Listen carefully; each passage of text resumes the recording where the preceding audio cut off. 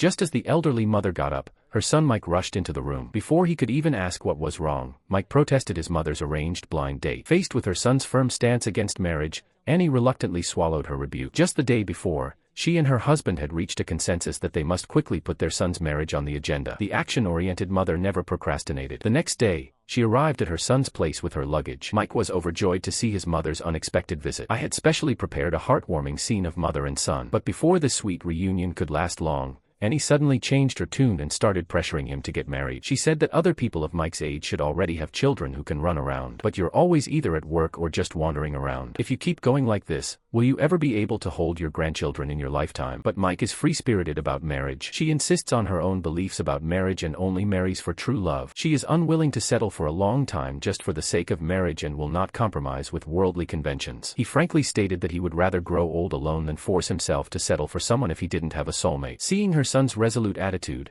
Annie played her trump card. She told Mike that she had found him a blind date who was not only outstanding in appearance but also had an impeccable figure. Just as he was listing the girl's merits, the doorbell suddenly rang. Surprisingly, the girl walked in wearing a fur coat despite the hot summer. Annie immediately put on her dramatic act and told her son to treat the guest well. Then she made an excuse and turned to go upstairs, leaving Mike dumbfounded. Although he felt that the blind date was abrupt, he didn't want to embarrass his mother. He still reluctantly accepted this absurd blind date. A mother's mission, a son's principles, and a blind date wearing a fur coat in summer. Share with someone who has survived a family-arranged blind date.